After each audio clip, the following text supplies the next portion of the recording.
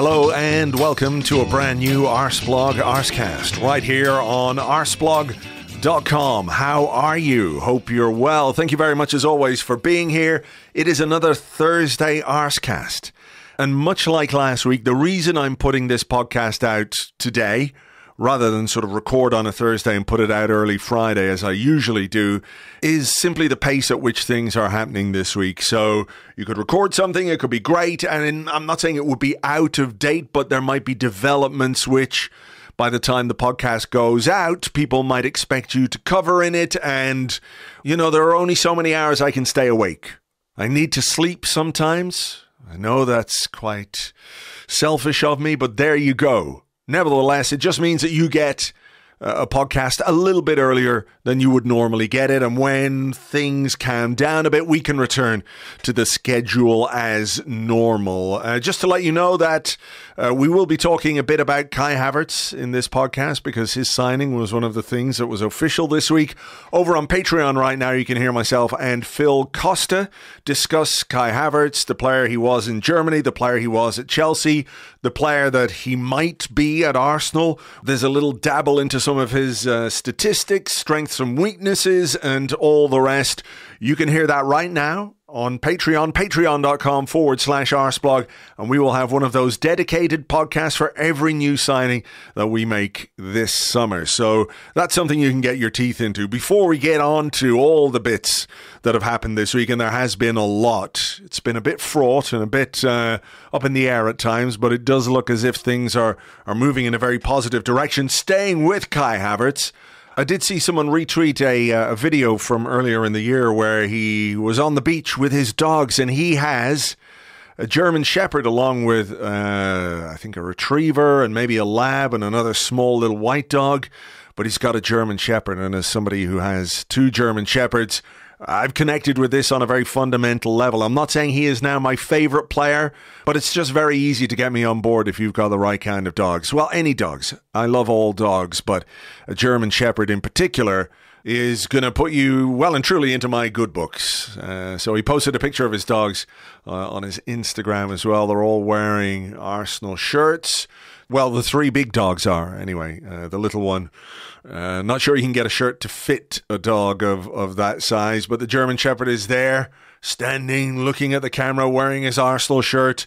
Looks the business, if you ask me. So I look forward to more of Kai Havertz's dogs. And, of course, Kai Havertz himself when he, steps onto the pitch. But mostly the dogs. Right, let's get on with the show.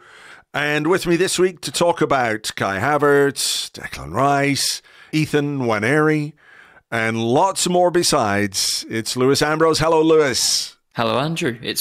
We don't usually go this long without speaking, so I hope you've been doing well. I've been doing fine. How is summer treating you so far? Just fine. Yeah? Just fine. It was watching the Ashes. It was a bleak day yesterday.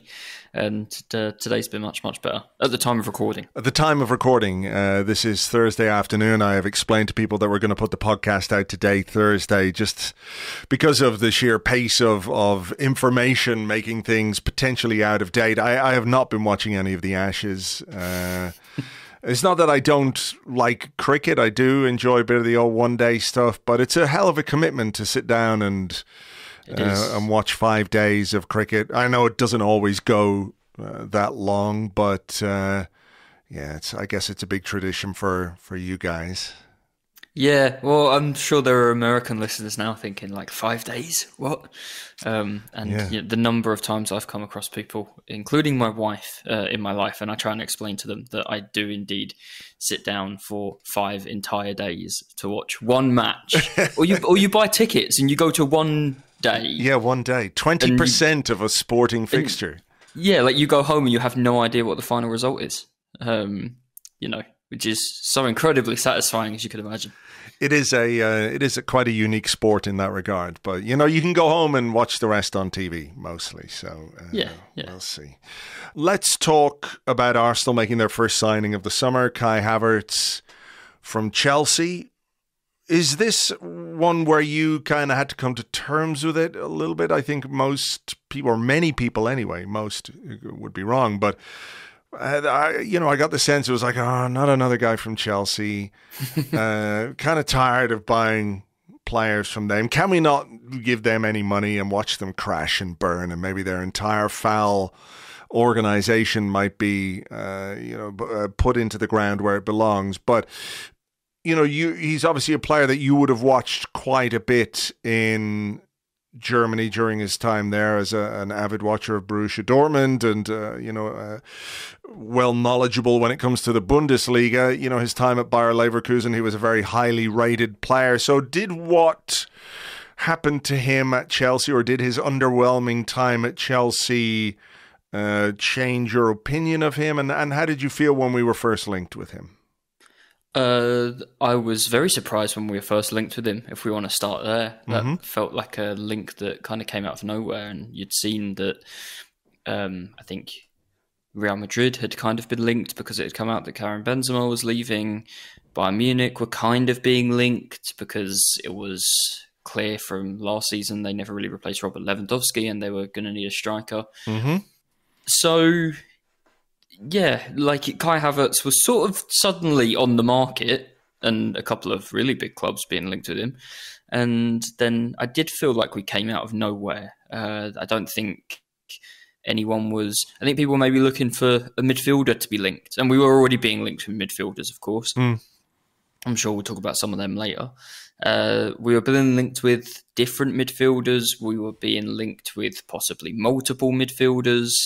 We all sort of knew Granit Xhaka would likely be on the way out of the club, but I don't think anyone had Kai Havertz on their radar because of where we've seen him play for Chelsea as a player that we might be linked with. So I think at first it was surprising, a little bit confusing, because you sort of thought, do we need that right now? But definitely the more I thought about it, I very much warmed to the idea, and I'm really excited to see him in an Arsenal shirt. Yeah, I think, as you mentioned, a few really successful years as he emerged in German football and in the Bundesliga. And I would be reluctant to judge the quality of any footballer based on how the last couple of years have gone for pretty much everybody at Chelsea. Yeah, I mean, there is that, a rising tide lifts all boats, and a really, I don't know what the opposite of that is, a sinking tide. That's it. But Chelsea have been a basket case, obviously, and it is hard to make individual assessments on players, particularly when I think Havertz has been used in a role which doesn't necessarily suit him. He might have been basically the best guy they had to do that, which might say more about Chelsea squad building than Kai Havertz's qualities as a centre forward or a striker. What's interesting, I think, is the little snippet from Mikel Arteta in his welcome video, or his welcome message on the official website, where he said, he's a very versatile player. Ding, ding, ding. There's an Arteta box ticked. We love the V word when it comes to Mikel Arteta, but he's going to add strength and quality to our midfield, I think is what he said, paraphrasing. And there has been so much talk about the left eight. Who is going to replace Granit Xhaka? Who is going to do what Granit Xhaka did, but do it better? That's what I think everyone has been looking for. You can be very, very impressed with what Xhaka did last season on one hand, and still think, well, maybe if you get a different kind of player in that position, you could get more goals and more assists. So does this, feel like Arteta looking at maybe the Bayer Leverkusen Kai Havertz and what he did from central attacking midfield positions and thinking, that's kind of what I need in my team, even if that's not what he's done at Chelsea. And there's this sort of recency bias, isn't there? Of course, when a player comes to the Premier League and is a bit underwhelming, it's easy to forget maybe what they've done previously in their career in a team that might be set up, in a way that gets more out of them. Yeah, just look how good Willian was for Fulham this season. Day and night. That really isn't the example that's going to give anybody any comfort, Lewis. Come on. I do think that there's that element of expecting something different in a different environment. I mean, Chelsea finished 12th. I don't know what you expect the guy playing up front for the team finishing 12th two usually do. I think they finished 12th. It might have been lower in the end. I stopped paying attention to them in like November. But it was a horrible season for everybody at Chelsea. And then Kai Havertz was playing up front, and they were playing 5 at the back a lot. And then he's playing up front on his own, and he's not really a striker, not like a number 9. And you've got 2 sort of midfielders, or Raheem Sterling and maybe Mason Mount around him. So yeah, I wouldn't judge him on that. I think if we go back a couple of years, in sort of the end of, or sort of 2021, and 2022. And I remember an interview Mikel Arteta talked about sort of looking ahead to the next season, and said we had like no goals from midfield this season. And he was talking Xhaka and Thomas Partey and Martin Odegaard maybe had chipped in with a couple, but he was really having a go at there'd been no goals from midfield. And if you want to win things and if you want to compete, and we were a million miles away at that point, you've got to be scoring a bunch of goals from midfield. And he's eked 15 goals out of Martin Odegaard last season since then. He has... I mean, who would have imagined there would be a role that would exist that would turn Granit Xhaka into the level of goal threat that he was last season? Was it... I can't remember. Was it 7 Premier League goals? 7 Premier League goals, 9 in all competitions, yeah. Right, okay, yeah. So... I keep seeing that 7 and that 9 and not remembering if the 7 became 9 on the final day of the season when he scored those 2 goals against Wolves. But right, 7 Premier League goals, I think 7 assists as well. Who on this planet would have thought that Granit Xhaka could provide 7 goals and 7 assists in a Premier League campaign? No penalties, no free kicks, nothing. So I think that speaks for, more than anything, judging a player based on, or taking the context of their role and the team into account when you are going to judge a player. And Granit Xhaka played in a role, I think, last season that was built for getting him in the box and making him a threat from that position. And Kai Havertz, on the other hand, was playing in a team that was just sort of a mishmash of ideas and players and was, a lot of nothingness, really. I think if you put a player with Kai Havertz talent and you look at his goal record in Germany, just as an example, and even to a much lesser extent, his record at Chelsea isn't hideous. If you looked at his record at Chelsea compared to Xhaka, for example, in previous campaigns, you would obviously pick one out as the more prolific goal scorer.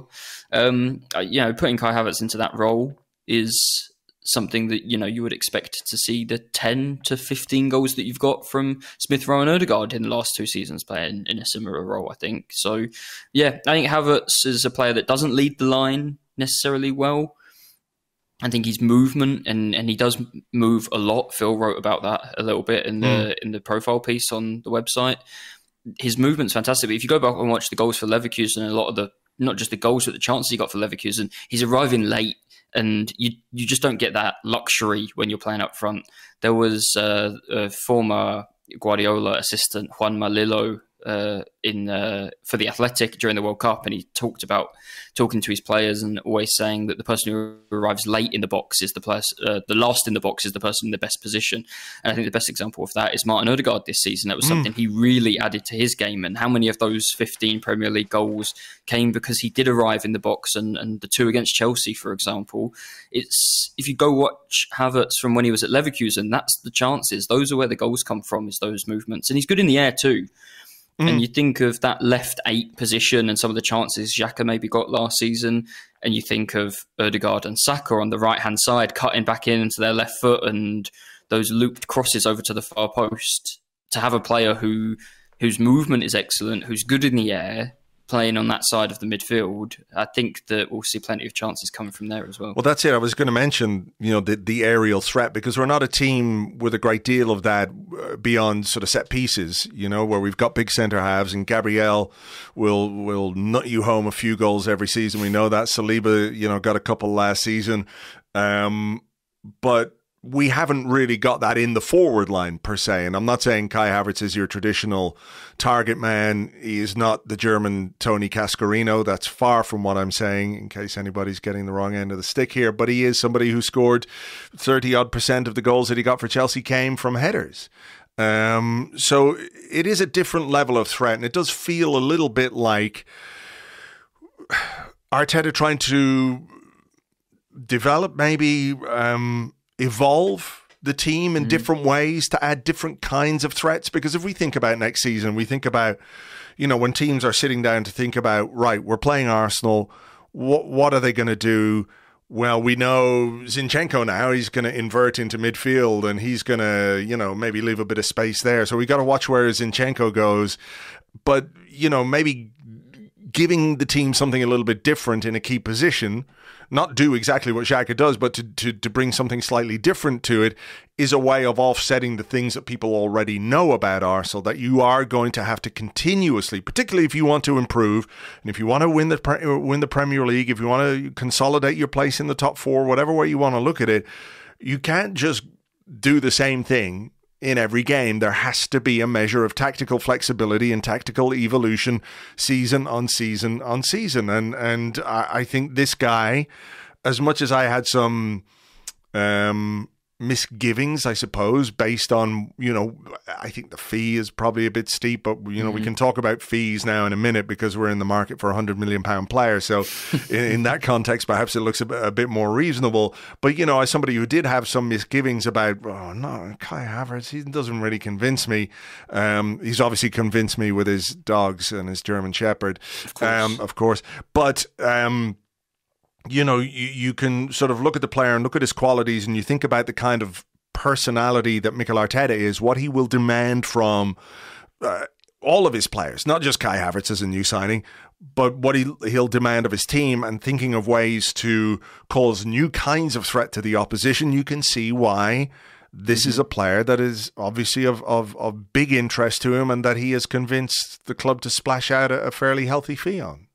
Yeah, I think there are two things that are really interesting with Havertz, and then one concern. And I'd say when you talk about his movement, generally there are kind of two types of runs, I would say. One, for a striker, for an attacking player, sometimes you run because you want the ball, and sometimes you run to create space for other players. Mm-hmm. And I think there was a lot of the latter at Chelsea, and when he's played for Germany as well in the last year or so, because he's played up front. And as that last man, you make a run in behind, into the channels or something, and you don't really want that ball because you're just sort of running towards the corner flag if you do get there, and you've got two defenders right up behind you. But you open the spaces for other players. I think we saw that was effective enough when Granit Xhaka was doing it. Mm. Now, if Granit Xhaka can drag a player out of position, then Kai Havertz will drag a player out of position, or maybe two, because he's more of a threat. He's more of a gifted player. He's quick as well, isn't he? He's pretty quick for a big guy. He's no slouch, yeah. He doesn't, I think because of his size, he doesn't look maybe that fast, but he's definitely not slow. And, you've got that rotation with Jesus as he drops deep. But as I say, if Xhaka made those runs and it helped open space or exploit space for Odegaard, for Jesus, for Saka and Smith Rowe and Martinelli, then defence is going to be a lot more worried seeing Kai Havertz make those runs. And he'll burst in with intent as well. When Jesus does drop deep, if Jesus is the one who creates some space and attracts a defender, Havertz will make that run in behind, wanting the ball, not just making the run kind of to pull someone out of space. I think that's the way we play when you want to break a defence down. I think that's really important. I think the movement, the interaction between your attacking players is one of two crucial things. And the other one for me is the thing that Mikel Arteta has banged on about since he arrived, and it's just raising the technical level of the squad. And for any concerns people can have about Kai Havertz, you can get up any YouTube video or whatever, you will find endless content of him trapping a ball and sticking it through someone's legs and turning on it and holding two or three defenders off and wriggling his way through them. I think that's not we want... Every signing we make, I think you can look at it as technically this seems like an upgrade on, even if they're worse at some things or better at others, every time we add someone, the technical level seems to be the thing that we will not negotiate on. And in those terms, I think Kai Havertz is another enrichment for the squad, obviously in terms of depth as well. If you're thinking say, Gabriel Jesus can't play a few games next season, or Bukayo Saka at some point, and you move Jesus out wide, then it's Havertz coming in over Nketiah maybe, or Trossard, and I think that's a bump up in the level if Havertz is going to play further forward instead of in midfield. Mm-hmm. The question for me is probably, and I think that's something Arsenal need to work on with him, is sort of don't want to say the word, but almost mentality. Like, I think you mentioned he's a big guy. I think he's 6'2". He's got this huge frame, big arms and long legs, and he should be able to hold players off, but he should be able to bully players. And I think Kai Havertz, and the reason that a lot of people maybe haven't been impressed when he's been at Chelsea and he's come to the Premier League is at times he's been bullied a little bit, I think. I think he's 24 now, and he still maybe plays a bit like a 19, 20-year-old physically. I'm sure at Arsenal that's physically, that they've seen like this technical ability is there and the potential is there physically. And now it's something that he needs to deliver on. And I think it's a mixture, of doing the right gym work and that kind of thing. But I think it's a mental thing more than anything else. Like being ready and confident enough and believing that you're going for a 50-50 and the guy's not going to knock you over, you can send him flying instead. And I think if Arsenal can tap into what Kai Havertz is capable of physically alongside his football brain and his ability with the ball at his feet, then we could have a hell of a player. I mean, you're not talking about turning him from Kai Havertz into Vinnie Jones, right? You're talking about... Yeah, that's exactly what I want. I want him in Hollywood. But what you're talking about is being just maybe a bit more physically robust. Yeah, exactly. More difficult to play against. I remember, if you played against big guys like that, they're difficult because they do have these long legs and long arms and pointy elbows and things like that. Those elbows should be aimed at the faces of his opponents, and subtly, and he shouldn't be very reluctant to stick his arse into them and try and knock them over. Sure, yeah, exactly that kind of thing, which I think is something that the person we're probably about to speak about next excels in. Yes, well, let's go there then, because I think we have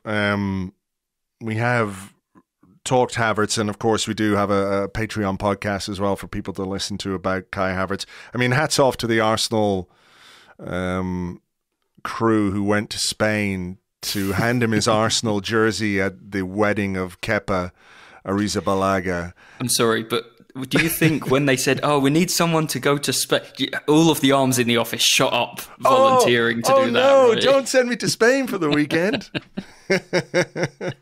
Anyway, they did good work. Declan Rice then obviously has been a huge topic of conversation. I feel like we're in a bit of Declan Rice limbo right now.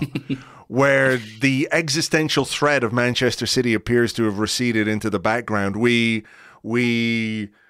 are aware that there is probably broad acceptance at West Ham that this deal is the right deal. Maybe there's some fine-tuning, a couple of little bits to get done, and City reportedly have pulled out, and that leaves the way clear for Declan Rice to sign for Arsenal. I mean, do you still have any little nagging doubts because we haven't heard anything, that there isn't like official West Ham accept Arsenal bid? Declan Rice has made his commitment. He's made his mind up. We haven't had that Orn bomb yet. No, he's allergic to dogs, and he's just seen Kai Havertz's Instagram profile. And does Declan Rice have a dog? I wonder. Anyway, I mean, do you still harbor any slight anxiety over this one, or do you feel like after everything that happened over the last week, we can talk in confident terms about him arriving at Arsenal and being the club record signing and a very fundamental piece to the midfield? Yeah, I mean, I've remained relatively confident throughout, I think, because the reporting's just been so strong that Declan Rice wants to sign for Arsenal, and I think in the vast majority of these cases, the player does get what they want in that sense.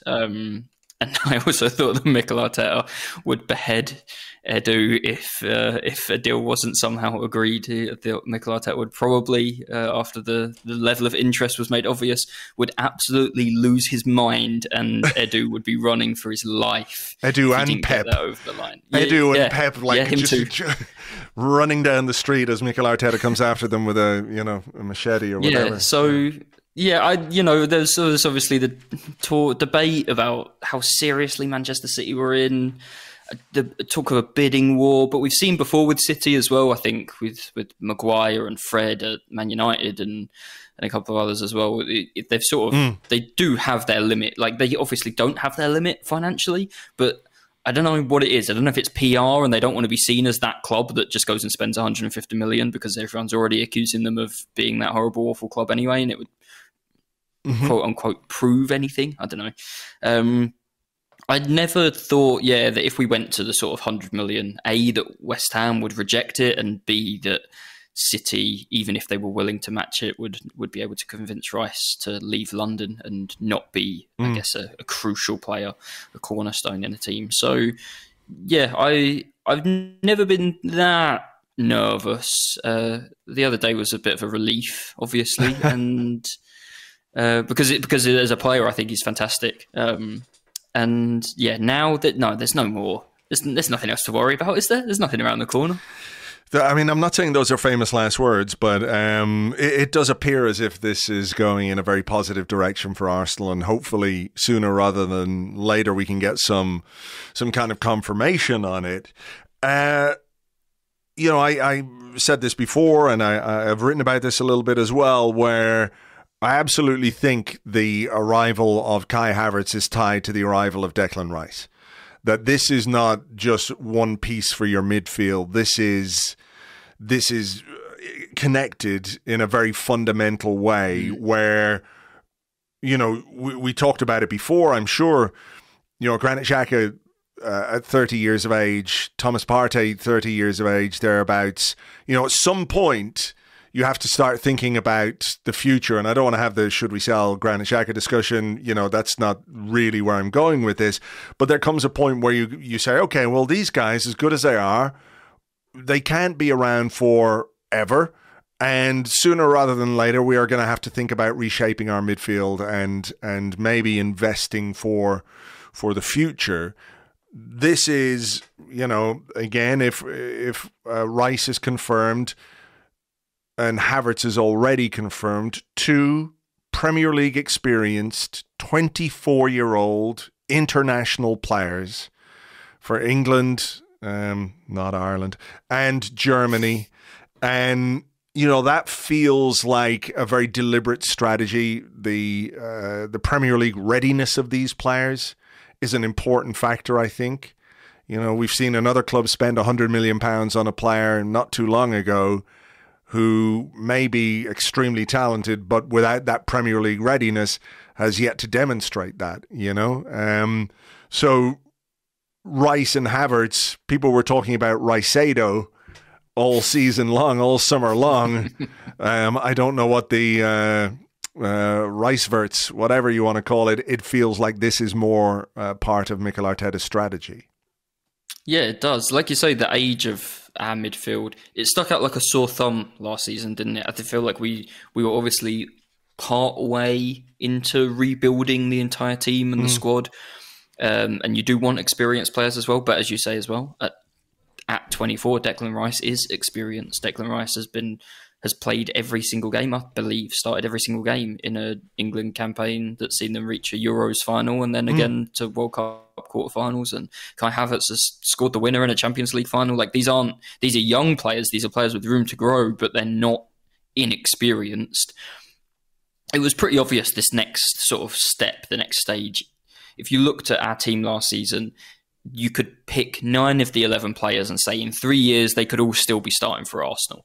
And Thomas Partey and Granit Xhaka were the other 2 players. You sort of was hard to imagine that at 33, 34, touching that sort of age, they would still be playing every week for the team compared to now. Havertz, potentially Rice. We've built an entire team that's built to last 3 or 4 seasons at least, which I think is really, really exciting. Just to put that in context, right? Here's a potential lineup, right? Ramsdale, White, Saliba, Gabriel, Zinchenko, Rice, Havertz, Odegaard, Saka, Jesus, Martinelli. The oldest player in that is going to be 26 years of age, and that's Zinchenko. I think Gabriel Jesus could be 26 as well, or thereabouts, But then you've got... let me just check with Gabriel Jesus. Yeah, he's 26. So then you've got some 21-year-olds, got some 24-year-olds, a couple of maybe 25-year-olds in there.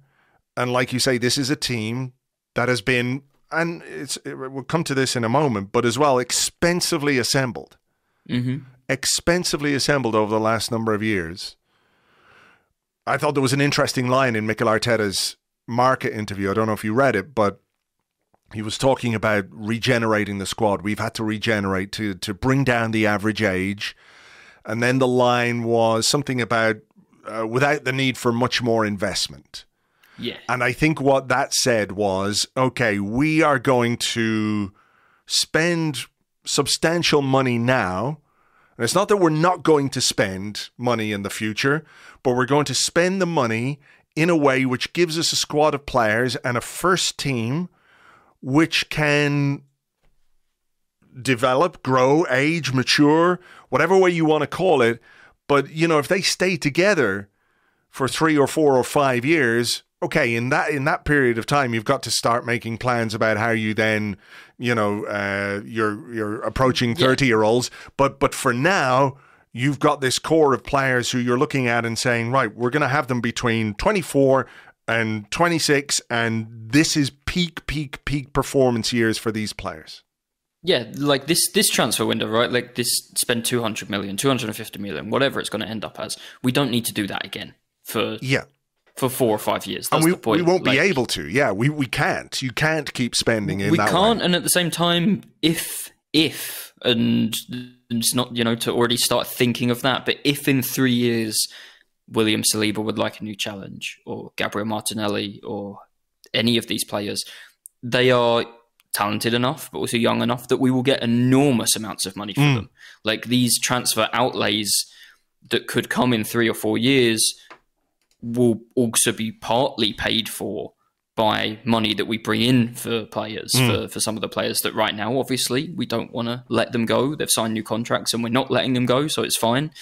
But in terms of rebuilding a team and replacing important players in a few years, as we will have to, like financially, this amount of money should not need to be spent further down the line without it coming in first from sales. So we've spent a lot of money to build this team, but as you say, we've built a team that now should sustain itself for the next 3 or 4 years. And if you sell a couple of them for a lot of money in 3 or 4 years, you can put together half of the next team that starts to replace these players as they enter their 30s as well. So I think it's really, we're obviously in a position financially where we're able to do it, and that's, you have to be in that position first.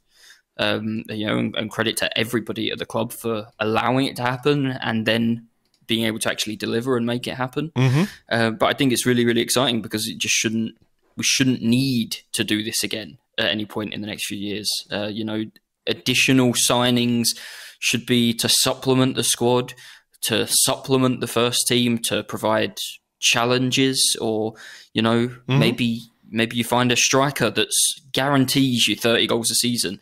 And because you don't have to buy 3 players, because you don't need to improve in that many positions, maybe you've got the money to go and sign that 30-goal striker in that summer, you know, 2 or 3 years down the line. So, yeah, it's the squad building, I think, is great, and in terms of being able to look long-term. And look, as Arsenal fans, I think we're conditioned a little bit as well, not just to look at this season and how things are going to go this season, but to look 2 years down the line, but also want to do that and root for a young team that's going to develop in front of our eyes too.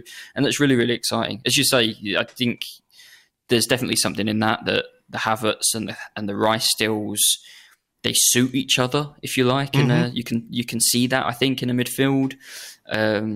Yeah, and I'm really, really excited to hopefully watch Declan Rice in an Arsenal shirt next season. Yeah, same. And I wonder how it might impact, you know, the other business that we do, the other signings we might make. You know, if you're talking about the average age, maybe when you do bring in these experienced guys, you can bring in a couple of younger players who can, you know, sort of age into the team, if that makes sense. I mean, the other thing I was going to just sort of touch on when it comes to this, and when it comes to this spending, and when it comes to how we've built this squad, I think it makes some decisions for you when it comes to selling, right? So everyone's really excited about the fact that we are going to spend £100 million on a player. And, you know, it is an incredible thing that Arsenal are spending that much money on one player. You know, I never really thought we would be that club. And I think a real testament to how far we've come in the last 2 years is the fact that we can actually go and get a player like Declan Rice of that profile. Because 2 years ago I would have said no way. What were you going to say? And just how the ambition has changed, right? Yes. Like Arsenal 2 years ago and 4 years ago and 10 years ago would have cut corners, and I don't mean in a fraudulent kind of way, Sure. but we would have looked for the next Declan Rice, and we wouldn't have been able to compete financially. Mm-hmm. We also wouldn't have even tried, and I think it is just pure, unadulterated ambition. As you can probably imagine. Some of the work that I do for the site, and I've looked through a lot of stats and data and numbers the last month or two, trying to find, just for my own personal interest, is there anyone out there if we can't get Declan Rice? Like, is there anyone in France or in Germany or in Spain who's kind of doing all the things that he can do on a football pitch? Doesn't exist. Like, in terms of defensive midfielders in any of Europe's top leagues, there isn't one. There isn't one that's doing all the things that Declan Rice can do on a football pitch, defensively, against the ball, with the ball as well. And if they've decided they want Declan Rice, like, there isn't a cheap version of there are cheap versions, but you would very much be getting what you're paying for. Instead, they've signed a 24-year-old, or they're on the verge of signing a 24-year-old who can do all of those things to a top level, who has already captained a club to a European trophy and played for his country at, right into the final stages of an international tournament. And it just, in a way that I've never recognised from Arsenal before, just screams pure ambition and hunger and desire to be at the very, very top of the game. Get the best player for that position. I mean, even some of our biggest players, some of our best ever players have been, someone like Thierry Henry, who became basically the best player in the world, even if that wasn't recognised, was not signed as the best player in the world in that position when he came to Arsenal, right? So a lot of the players that we've had who developed into really good players and world-class players have been, in some ways, projects. I mean, does that make you more comfortable with the outlay of £100 million or more than £100 million potentially, 100 million plus 5 in add-ons, if that's, what it ends up being? Because it is huge. It's just a massive, massive amount of money. And, every transfer is a gamble and all the rest of it. But, based on what you've looked at then and what you think Declan Rice can bring to this team, does that make you more comfortable that not only are Arsenal spending this money, but they're spending this money on a player who is being brought in with, I guess you would say, a very strategic vision as part of how this team then develops to the next level? Like, we were at a very, very good level last season. You imagine that this is the signing that they're making because they think it can take you to a different level. Not him just on his own, of course. It's a team game, all the rest of it.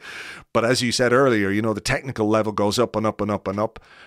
Does that make you feel more okay with that kind of outlay? Or do you worry about spending that much money, even if, for many years that this was the sort of transfer fee that was the sole preserve of, the very, very richest clubs in football?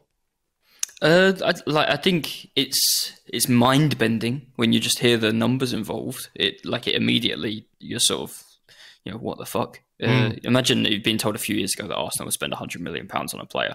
You'd think that Raul Sanllehi had lost his mind. So I think there's an element of concern, but I think, if you want the best players, you have to pay the biggest amount of money. I think the players that are like Declan Rice, that are as good as Declan Rice, that play in his position, play for Manchester City or Real Madrid already, basically. So good luck getting any of them. And if you want to compete with Manchester City and Real Madrid, you need players that are as good as the players they have. I think what's the difference? If we'd have 80 and then you go to 90 million, and you'd sort of reach a point where obviously you have to have a limit. You can't just go and pay anything for someone. But I think if you're already willing to go to 80, 85, 90 million, that jump to 100, I don't think it's huge. And for a player, who, as I say, I think is better than anything we have in midfield right now, I think adds, like, if I'm thinking of how good we were last season, and again, like you said, how good we were last season, another thing that smacks of ambition, because a lot of teams and a lot of clubs and a lot of managers would be happy with last season and try and add a couple of pieces and not break it up too much. I think Arsenal have just slammed their foot down on the pedal this summer and taken advantage of the position we've put ourselves in. Maybe looking at like what happened at Liverpool last summer, and they were close, really close to a quadruple, and then they signed Darwin Núñez, and just as a sort of direct replacement for Sadio Mane, and also for enormous amounts of money. They didn't do much else. I think Arsenal have maybe looked at that and thought, no, we're this close to Man City, and if you stand still for a second, they'll be out of sight. We have to keep pushing. And in terms of the risk of the fee as well, I think, because I've just mentioned Darwin Núñez at Liverpool, and he obviously had a patchy first season. I think it'd probably be a little bit generous towards him.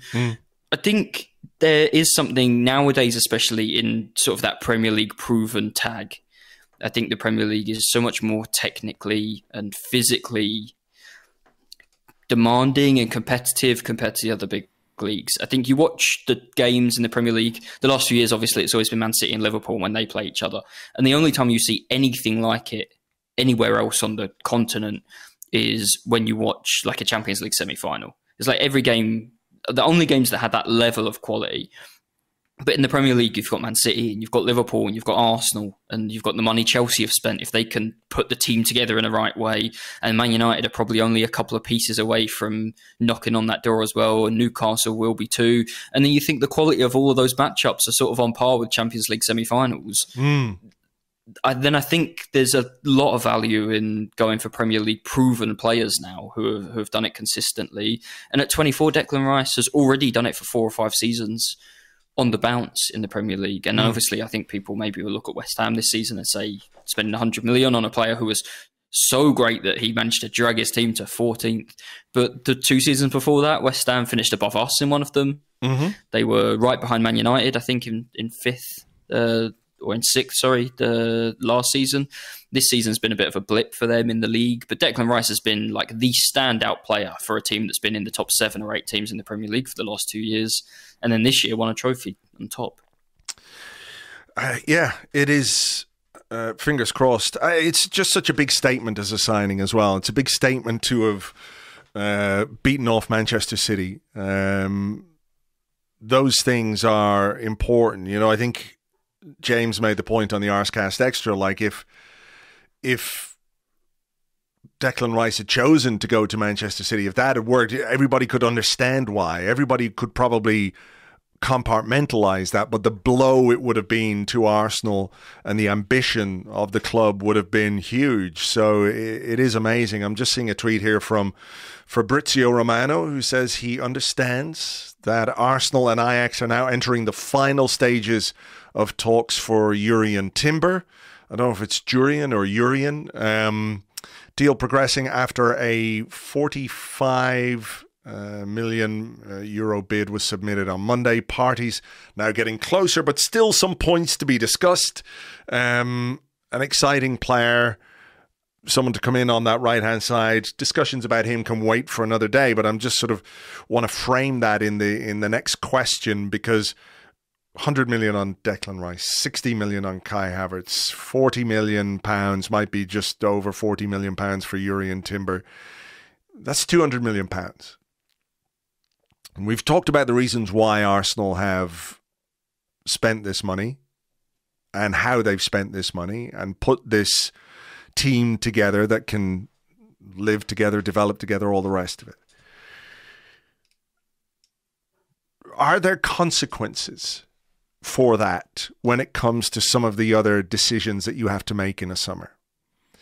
And the one I'm thinking of is Flo Balogun, where I think ordinarily, if a guy that's come through your academy is sent out on loan. He goes to a French club, goes to Liga, or goes to any club and scores whatever, 27 goals, whatever it is, one of the top scorers in that division.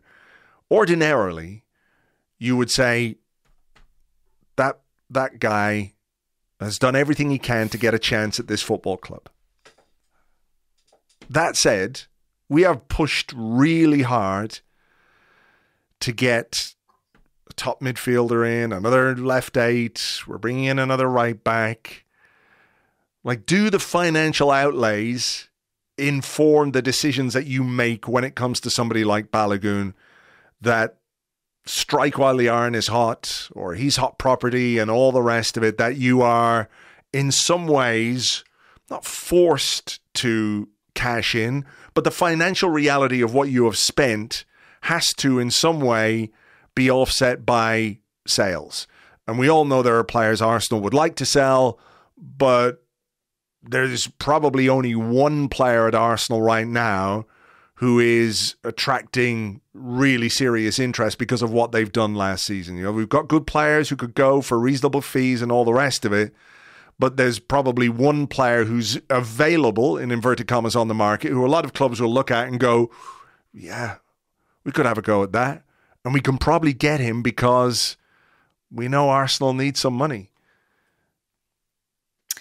Yeah, I think his position makes the decision for Arsenal as well, to be honest. Like the reports that he wants guaranteed first team football and lots of it. Mm. I don't know if that's a negotiating position or not. If it is, then it's probably not very helpful for us.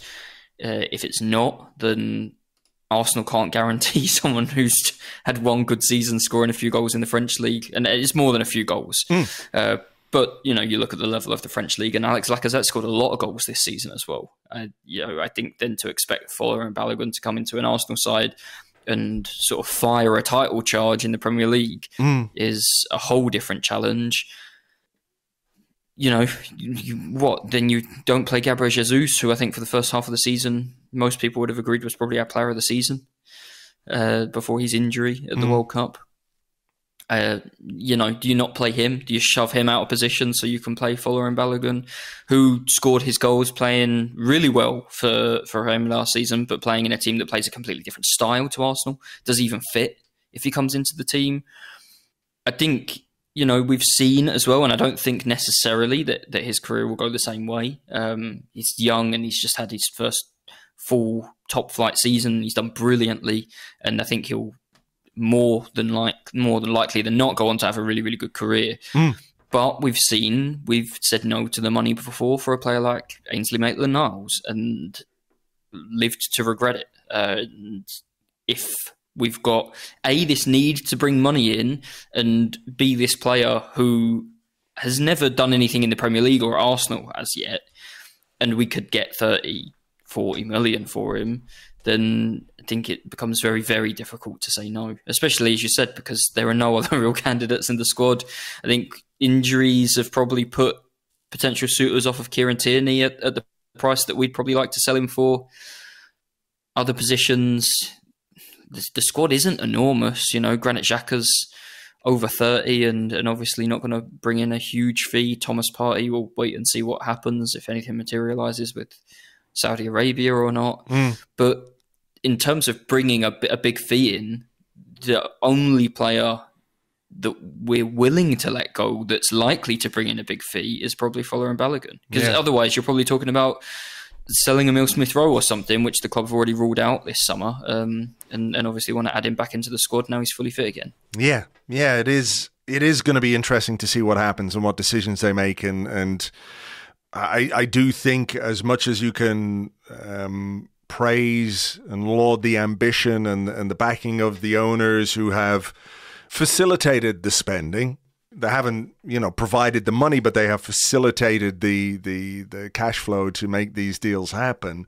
You do have to also accept the fact that there might have to be a sale or two that ordinarily you might not want to make, and you would like to hang on to a player, maybe give him a few chances here and there. But it'll be very, very interesting to see. I think they they've been looking to get these 3 deals done, and then it wouldn't surprise me if the next few weeks were about moving players on rather than bringing any more players in, and then towards the end of the window again, we might see a little flurry of activity. So let's see. The other piece of good news, I guess, is the contract agreement with Ethan Nwaneri, who became the youngest player in Premier League history when he came on last season against Brentford. A lot of chat about his potential departure because he was on schoolboy terms and couldn't sign pro terms, and other clubs were circling Manchester City. I believe Chelsea. There was a lot of talk last week how he was about to sign for Chelsea. Arsenal have got him tied down, it seems, according to David Ornstein. He'll get professional terms when he turns 17 next March. How invested do you get in cases like this? Because, for me, you want to keep your best young players. We have seen through the last couple of years how valuable the academy has been to Arsenal. When people talk about the best young players around, they talk about him as one of those. But at the same time, if a guy who's 16 decides he wants to leave and go somewhere else, I personally find it hard to get too exercised about that, because this is a guy who, potentially might not be a first team player for another 4 years, at which point he'll be 20. And we'll be talking about him as a fairly raw young player, probably. I don't know. Maybe he's the next Fabregas. Exactly. Maybe, and I've got some, humble pie to eat, at which point I will do that. But, I think the decision to give him his debut was part of the process of convincing him that there was a pathway to first team football here. Look how we value you. This might be a bit of a gesture, but what a fucking gesture at the same time, right? You're 15 years of age and you're playing in the first team for Arsenal in the Premier League. They've clearly wanted to get this guy, this young man, tied down, and it now looks like they've done that. Yeah, I mean, as you say, with the gesture, Brentford, this has obviously been on their minds, I think, since September last year was that game. I think it's obviously good news. It's better news than him leaving, but like you say, I think it's, if he were to leave, he's a long way, many steps and many things going right and very few things going wrong before we'll see Ethan Nwaneri for any Premier League club playing regular football.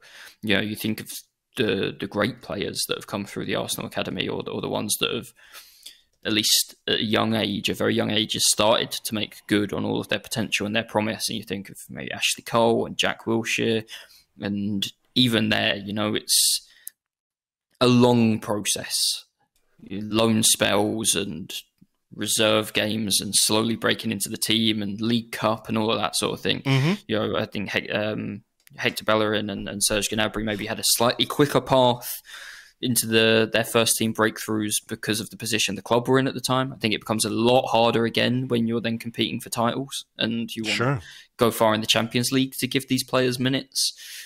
And yeah, we'll see. Cesc Fabregas obviously comes to mind, but was also very much the exception, I think, in terms not just at Arsenal, but pretty much ever in Premier League history, as a player who could come in as young as he did and play as well as he did, replace Patrick Vieira at the age of 17. It doesn't happen. It doesn't exist. He was unique, and I'm sure, like you say, if we see Ethan Nwaneri, it will be 2 or 3 years from now. But obviously it's better to keep these players than to lose them. And hopefully we see, it's always exciting to see flashes of them in League Cup games and the like. So hopefully we see plenty of that the next couple of years. Yeah, for sure. And maybe there was a sort of salutary tale, someone like Omari Hutchinson, who was beginning to make his way onto the bench at Arsenal in with some frequency, albeit because we were basically running out of players, who went to Chelsea and then, rocked up at a club that bought about 15 players that play in his position, So it is a difficult one. But I suppose one of the things that you can sell to a young player as well, even when you are a club that's on the up, and hopefully competing for titles and all the rest of it, that as that level increases and it becomes increasingly more difficult for a young player to come from the academy and make their breakthrough into the first team because the demands are so high, it means you've got to be ready at a really young age. The other thing that you could say to that young player is that once you start to get involved in and around the first team, even if it's only League Cup games, even if you're just training with them, if you don't make the grade, it's no slight on you because you haven't been able to get into a team that is really, really good. But what it gives you is an incredible grounding to go and bring your talent elsewhere and forge a good career at another club. And maybe you take a step backwards to take a step forwards. Maybe. And like, it's just important to keep these players, right? Because one day there will be another Cesc Fabregas for someone. And if he's on our books and at 15, 16 decides that actually the Chelsea bid or the Manchester City contract is more attractive, and then we find out 2 years down the line that he was actually the one who at 17 had the ability to break into the first team and play every week, then we're going to be furious. So, it's up to the club to rate these players, to guide their development.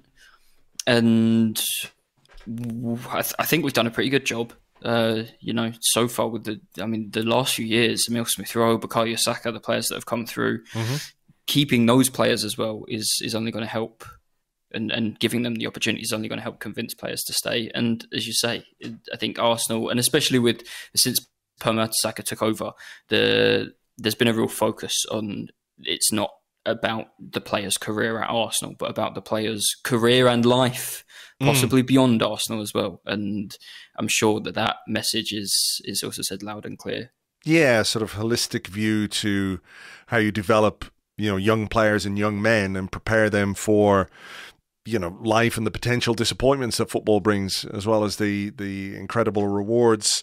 All in all, though, good news. It's been a pretty good news week for Arsenal. Keeping just everything crossed that it continues that way. Thank you for your time, Lewis. Great to talk to you, and we'll chat soon. Thank you, Andrew. Thank you very much indeed to Lewis. You can find him on Twitter. He is at LG Ambrose, at LG Ambrose. I did say at the start of this that the reason I was putting it out on Thursday was because things move at a very quick pace these days. Between the time that I read out that tweet from Fabrizio Romano about Jurrien Timber to Lewis, a further report has come out from Dutch outlet De Telegraaf, which says that Arsenal have agreed a fee with Ajax for Timber, 42 million euros, plus a potential 5 million euros in add-ons. So even in the course of the conversation, things have moved. It looks like Timber, medical aside now, that's all that's left to do, will become an Arsenal player. So that's interesting news, good news, obviously, and it adds some nice quality and depth. We will talk about him in a bit more depth, maybe on Monday in the Arsecast Extra with James. We're recording on Monday evening. But as I said, we will be doing a podcast for every player we sign. You can join myself and Phil Costa over on Patreon, patreon.com/Arseblog. As soon as that deal is official, you will get your podcast. Right, I'm going to leave it there for now. Have a great weekend, whatever you're up to. Arsecast Extra on Monday, but please do note Monday evening. We won't be recording until then. We'll cover all the news that has happened between now and then on Monday. So join myself and James for that. For now, take it easy and we will catch you on the next one. Until then, cheers. Bye-bye.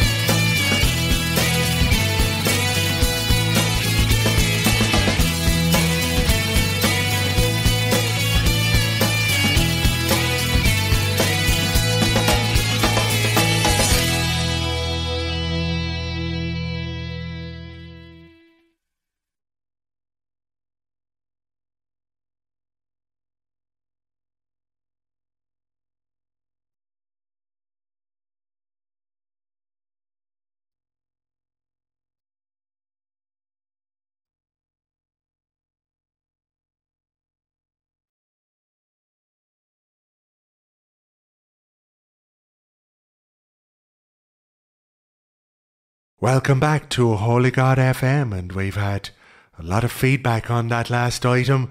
Just to make it clear, that is a mortal sin. None of you should ever do it. But yes, it can be quite funny if the context is right. I'll say no more. We have an email here from someone who calls themselves Edu or Edu. And they say, Dear Holy God FM, I hope you can help. I have become addicted to shopping. I get a real buzz every time I go and buy something new, to the point where I'm incentivizing the people selling by offering them add-ons. Just the other day, I went to buy some meat for the barbecue, and the butcher told me that'll be $22.95, and I said, I'll give you 19 now, but another £5 if I find the meat particularly delicious.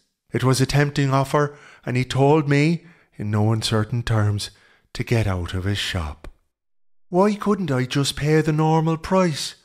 My family went hungry that evening, and now they're not speaking to me. Do you have any advice? Well, Edu or Edu, the short answer is no, I don't. And now it's time to get on with the music. This is a classic from the 80s, posing that time-old question. What is the colour of money? Don't tell me you think it's green, because me, I know it's red.